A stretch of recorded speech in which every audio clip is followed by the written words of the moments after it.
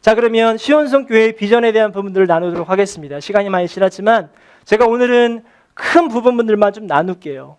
그 다음에 한 가지씩들은 제가 또 나눌 텐데, 자, 저희 보면 스테이먼이 있습니다. 미션 스테이먼은 보스턴을 중심으로 뉴 잉글랜드와 미국 그리고 열방을 품는 성령 공동체입니다. 아멘.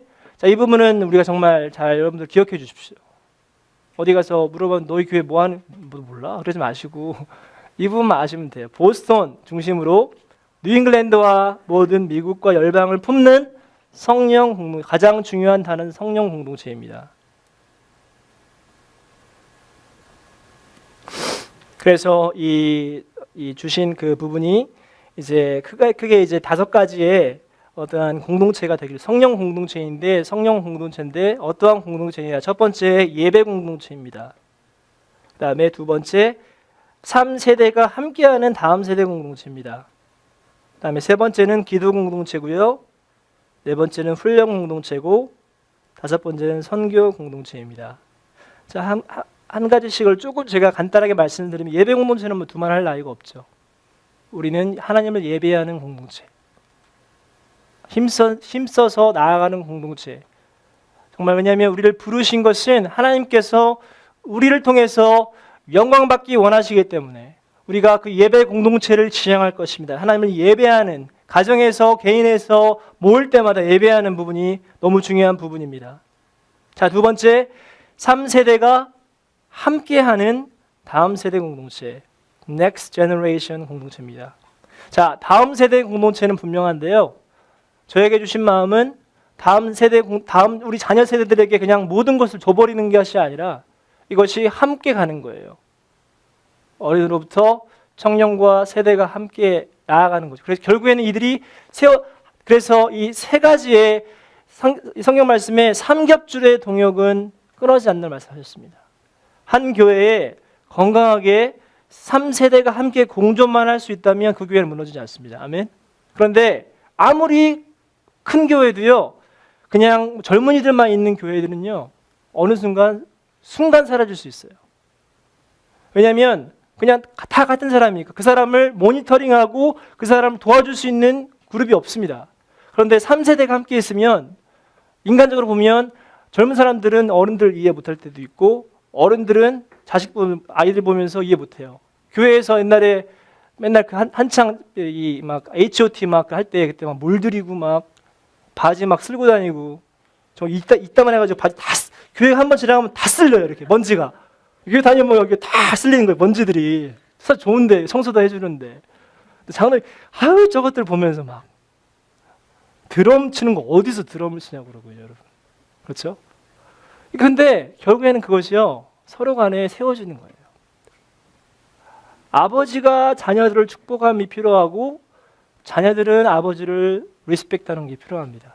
근데 그게 되어 있지 않는데 어떻게 그거 되겠냐는 거죠. 10대들만 많은 교회, 청년들만 많은 교회 가보면 편하긴 하지만 뭔가 부족한 게 항상 있습니다. 목적과 동기가 불순할 때가 많아요. 그래서 저에게 주신 마음은 3세대가 함께하는 공동체지만 서로 간에 그것을 세워주고, 부모는 자녀를 사랑하고 자녀는 부모를 존경하는 그러한 부분이 되기를 소망합니다. 자, 그래서 이게 저에게 주신 그 부분은 어떠한 이 peace, 평강 사역인데, 이게 모토가 되는 말씀은 요한복음 14장 27절. 자, 평안을 너희에게 끼치노니 곧 나의 평안을 너희에게 준다. 내가 너희에게 주는 것은 세상이 주는 것과 같지 아니하다. 너희는 마음에 근심하지도 말고 두려워하지도 말아라. 요한복음 14장 27절 말씀입니다. 또 요한복음 16장 33절 말씀에 보면 이것을 너희에게 이르는 것은 너희로 내 안에서 평안을 누리게 하려 함이라. 세상에서는 너희가 환난을 당하나 담대하라. 세상을 이겼노라. 자, 제가 바라봤을 때 저희 다음 세대에게 가장 필요한 것은 주님의 평안입니다. 아멘. 우리 부모들이 많은 것들을 줬지만 이 애들에게 평안이 없어요. 마음에 우울증에 빠지고 자살에 빠지고, 그들이 부족해서가 아니에요. 마음에 평안이 없기 때문에 그렇습니다. 그래서 우리가 주고자 하는 사역은 주님의 평안입니다. 내가 그들을 컴포트하는 게 아니라 그 주님의 평강이 마음에 거하도록. 골로새서 어제 새벽기도 말씀에 골로 3장 말씀에 보면 그리스도의 평강이 너희를 주장하게 하라고 했거든요. 내 욕심이 아니라 그리스도의 평강이 너희를 주장하게 하라라는 말씀입니다. 동등한 말씀이죠. 그래서 우리가 이 다음 세대에게 줄 건 이 peace, P-E-A-C 사역인데 이건 제가 나중에 더 디테일하게 말씀드리죠. 어쩌면 provide, P는 provide, 제공하는 겁니다. 우리 자녀들에게. 그래서 제공함을 통해서 그들이 결국에는 고백하는 것은 마음을 다하고 뜻을 다하고 힘을 다해서 하나님을 사랑하게 되는 것을 세우는, 그것을 할 수 있도록 우리가 제공하는 거죠. 우리가 그들에게 다 제공해 줬는데, 교회에서 물질 제공하고 환경 다 제공해 줬는데 그들이 믿음을 떠나버리면 말짱 헛거라는 거죠. 그게 되지 않고 우리가 제공함을 통해서, 그들의 환경을 제공함을 통해서 그들이 고백하는 것은 마음을 다하고 뜻을 다하고 힘을 다해서 여호와 하나님을 사랑하는 마음이 심겨지길 소망합니다. 두 번째는 encourage인데, 자, 격려하는 거예요. 담대하도록. 그래서 결국에는 이들이 신명기 1장 38절 말씀처럼 담대함으로 땅을 취하는 자들이 되기 원해요. 왜냐하면 나아갈 때 두려움이 있거든요. 이들에게 담대함이 심겨지면 그들이 할 수 있다는 거죠. 세 번째, aligned, 정렬, one voice, one heart. 이 세대 간의 이 사랑과 존경의 연합을 통해서 이 성령의 강력한 기름 부으심. 자, 얼라인 한다는 것은 줄이 가다 보면 삐뚤삐뚤하잖아요. 그것을 정렬하는 겁니다. 자, 정렬하기 위해서는 3세대가 함께 가야 됩니다. 출애굽할 때 청년들만 나오지 않았습니다. 늙은이부터 갓난아이까지 다 나왔어요. 그들이 출애굽 40년 동안 하는 것은 정렬이었습니다. alignment. 그것을 했다는 거죠. 그리고 네 번째는 케어. 이들을 돌봄이 필요해요. 그런데 지난 30년 동안 보스턴에서의 모든 한인교회들은 이 케어 사역만 했습니다. 제가 볼 때는. 돌봐줬다는 거죠. 유학생들 돌봐주고 케어해주고 잘 이렇게 보살펴줬다는 거죠. 감사하죠. 그 부분. 그리고 마지막은 equip. 마지막 시대의 선두주자로 거룩한 세대로 세우는 거죠. 자, 세운다는 것은 뭐냐면 내가 하는 게 아니에요. 여러분. 이게 착각이에요.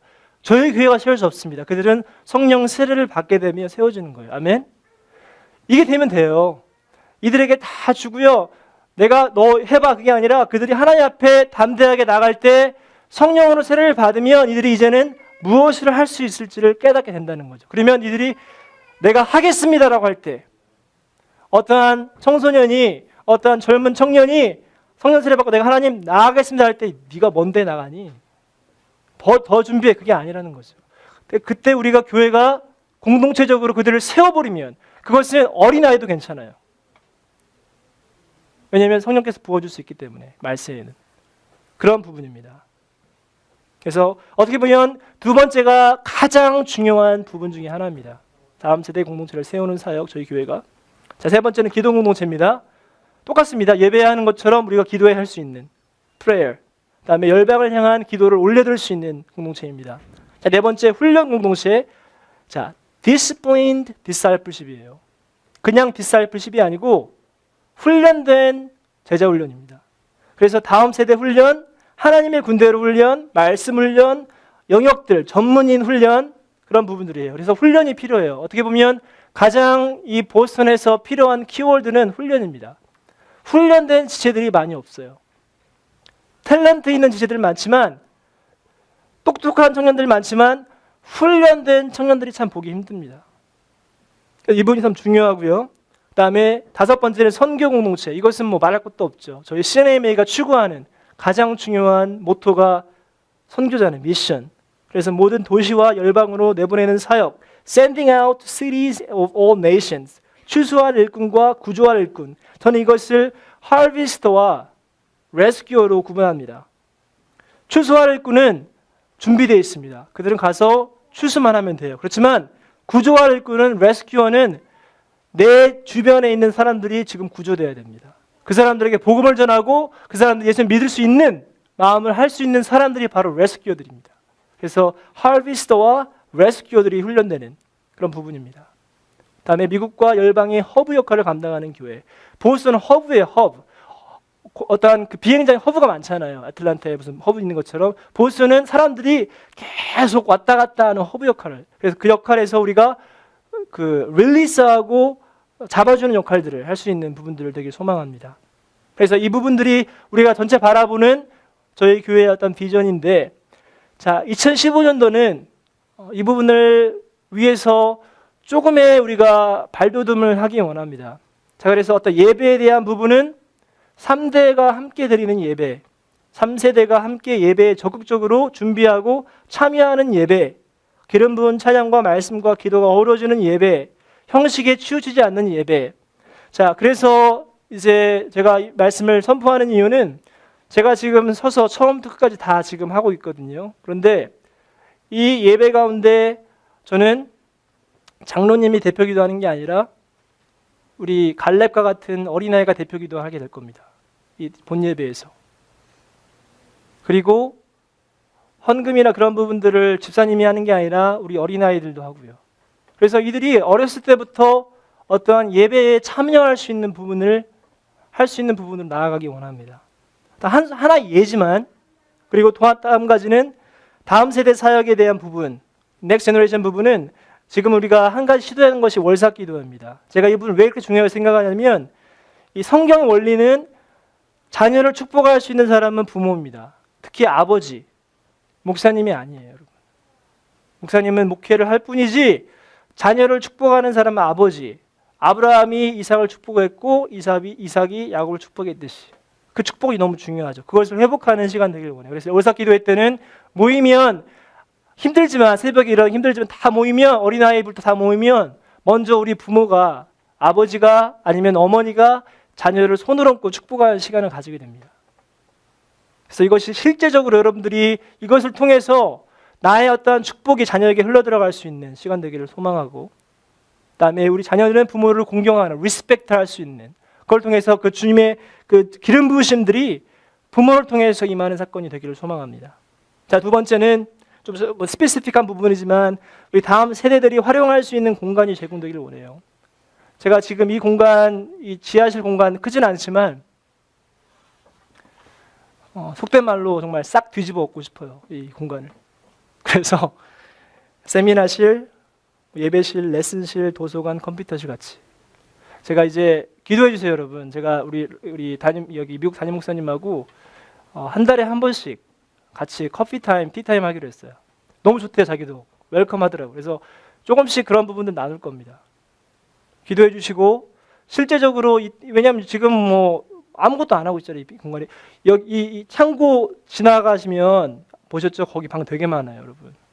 완전히 다 곰팡이 쓸어가지고 그냥 그것만 다 했어요. 근데 그 부분들이 활용할 수 있는데, 이렇게 여기 이 안에 돼서 저는 실제적으로 아이들 돕고 싶어요. 실제적으로.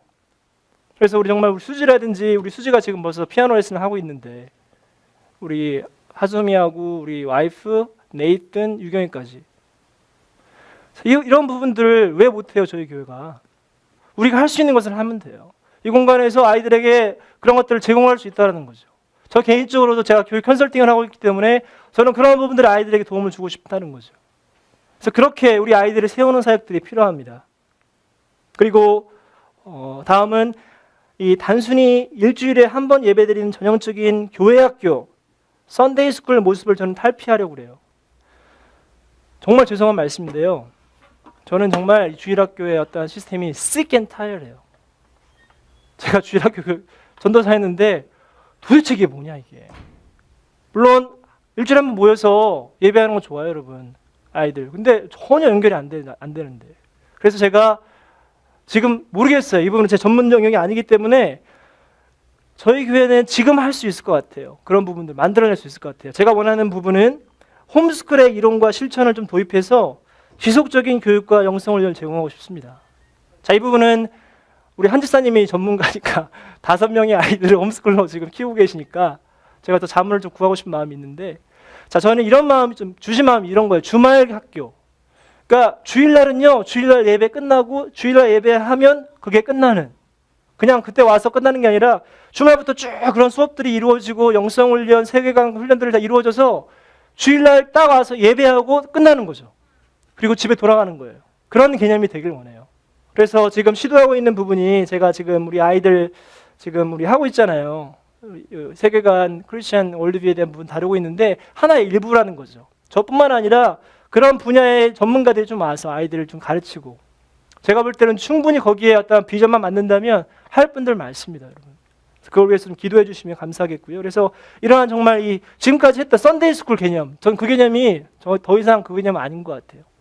효과도 없고, 그다음에 전도사님들이 물론 하시지만 여러분 뭐 전도사님들이 무슨 전문가도 아니고 신학교 가자마자 전도사라 불리고 교회에서 서약하면 교육전도사인데 그건 아니잖아요, 여러분.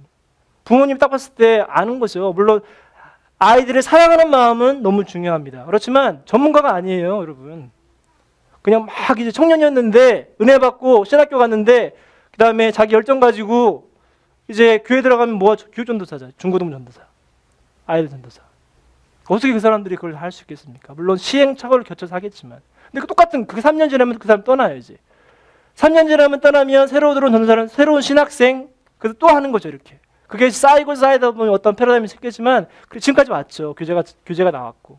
그런데 그런 것을 좀 과감 탈피하고, 저희들은 전도사님들이 하시지만 실제적인 사역들은 우리 전문가가 해야죠. 우리 선생님들이 하셔야 되고.